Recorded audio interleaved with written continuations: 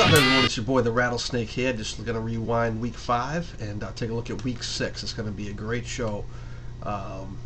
Last week, 2 teams scored over 100 points. Very impressive. And one of those teams happened to be the Outlaws, taking over the Bad News Sharks and knocking them silly. And thanks to the return of Donovan McNabb and the surprising play of Ahmad Bradshaw, this team was able to handle the Sharks and just destroy them. Now you're looking at also we had the Scorpions that finally suffered their first loss by getting taken out by the reigning champ, the Purple People Eaters. This really wasn't a contest. The Purple People Eaters really game planned well for the Scorpions. They really came in here and took care of business. Roddy White had a huge game, was catching everything thrown. He was like Spider-Man, web hands. You know what I mean? Just catching everything. It was spectacular. Now we had the Wolfpack getting taken out by the Rhinos. The Wolfpack were looking good for a little while there, and then the Rhinos just opened it up in the fourth quarter. Matt Ryan, just went nuts, throwing it to Andre Johnson, using all those guys, but especially Andre Johnson, and Fitzgerald. That tandem is the best in the business. It's awesome. Now we have the Gangsters and the Maniacs. That was a hell. Gangsters just came out, 115 points, most points this year, taking on the rival, the Maniacs. They just couldn't keep up, the Maniacs. They had their backup quarterback in, and they, try as they may, but the Maniacs just lit them up. Also, don't forget about the Stallions and the War Dogs. This is one of the more forgettable games. Key quarterback miscue by the War Dogs cost them this one. But that's that's how the ball bounces sometimes.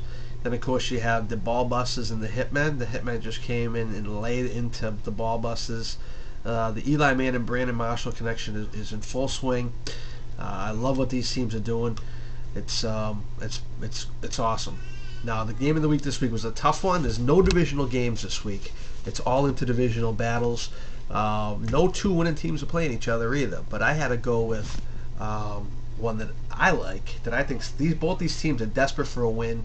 To stay in competitive, and they've been jarring a little with each other. They've been doing it for years, for a couple of years, that the brief time that they've both been in the league together, but it has to be the Ball Busters and the War Dogs.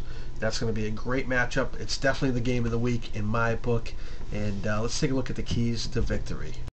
The War Dogs are relying on the athletic Gates. The Ball Busters will be led by the great Jason Campbell. So there you have it.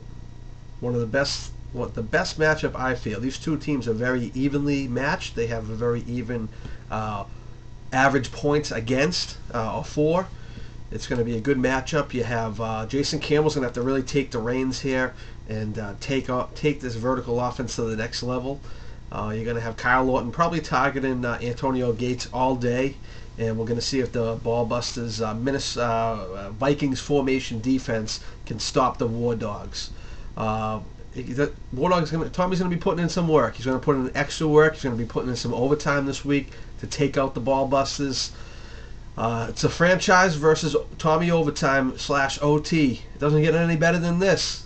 Probably the newest rivalry in the business. I love it.